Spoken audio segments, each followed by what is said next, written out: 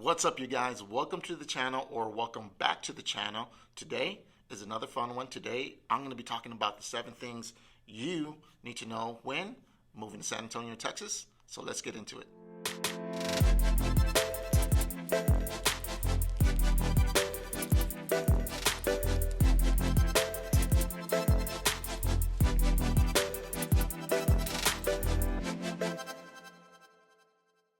What's up, guys? Jason Hernandez here in San Antonio, Texas. If this is your first time here, thank you for coming.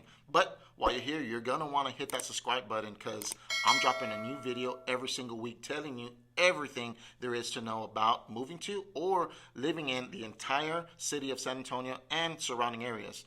I'm a licensed realtor in the state of Texas, which means as much as I love doing these videos, I love helping more with your real estate needs. So with that number that's popping down below, I'm the guy who answers the phone calls, the text messages, and yes, even those emails too. So if there is something I can do for you, I would love to help. But with that being said, let's talk about these 7 things I feel you guys need to know before moving to San Antonio, Texas.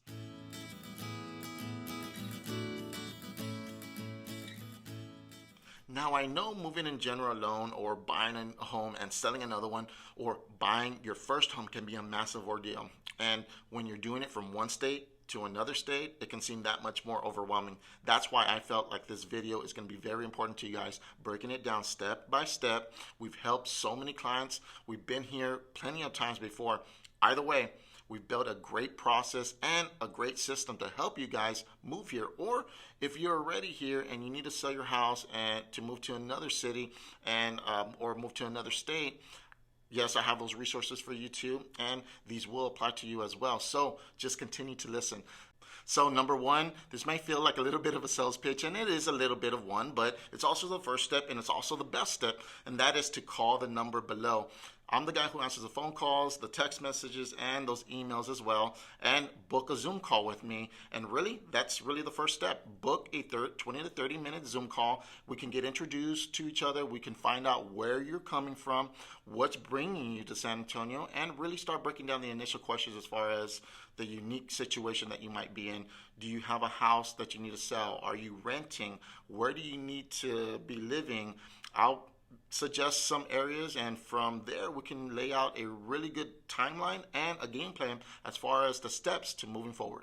Now, number 2, this may apply to most of you, but not all of you, and that's to get pre-approved. Now, I have phenomenal local lenders. We usually like making a quick introduction and get you guys acquainted, but they absolutely crush it for our clients. We hear nothing but great reviews about them. But with that being said, full disclosure, guys, we get 0 money off of recommending our local lenders to you. What we do get is knowing that they're going to do an amazing job for you guys and will do everything in their power to help you out. Ultimately, I do want you guys to move here, and I want you to be taken care of in the process. Now, if you're already here, I want to make sure that my process is on point, and even if you already have your lending stacked up and all prepared already, you might want to give our local lenders an opportunity to at least chat and compare apples to apples before committing to anything.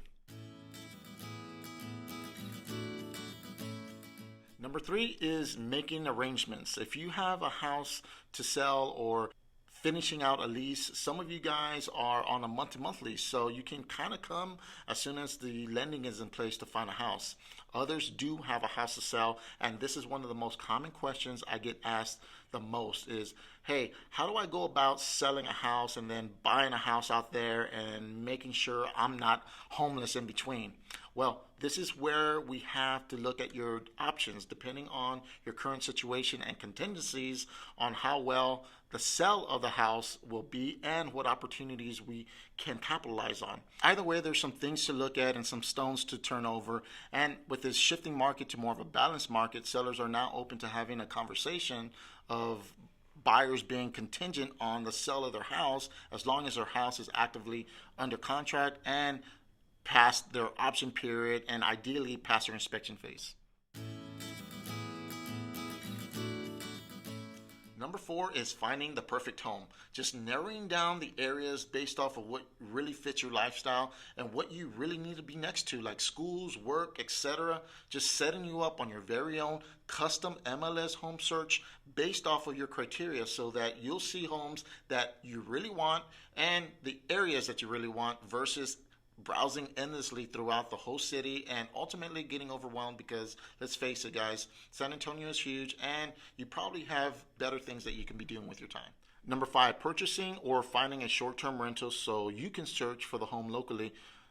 Or we've also done remote virtual showings for you guys through FaceTime or recorded video to really paint that picture for what y'all are really looking for. And we do a really good job of pointing out and identifying all the deal breakers and what you're really looking for in a home and all the things that you can't really get from a video, like all the funny smells or something in the neighborhood that sticks out. We're pointing these things out to you guys, and while we're walking around the house, we're also including a little bit of audio, so we're actually talking you through it to really highlight some of the things to make sure it's just as much, if not more, of what you want by the time you get here during the inspection phase, and making sure things go appropriately.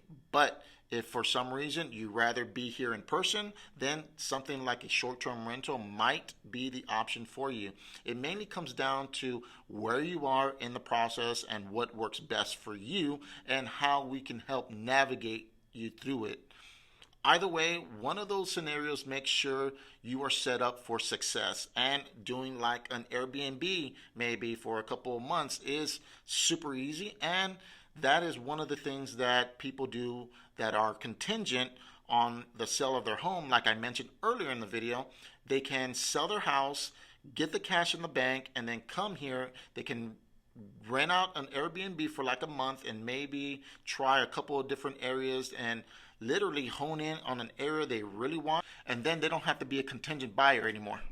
Number 6 is going to be arranging movers or getting some pods is another good tip I wanted to mention with you guys who are making the move out here. It's never too soon to plan for something like that. Just getting in the books to arrange those pods can be very useful for you. This might be the route that you maybe want to go instead of hiring some movers for tens of thousands of dollars, and then you hear all these horror stories of maybe like the truck breaking down or they get lost, or who knows what happens with those type of things.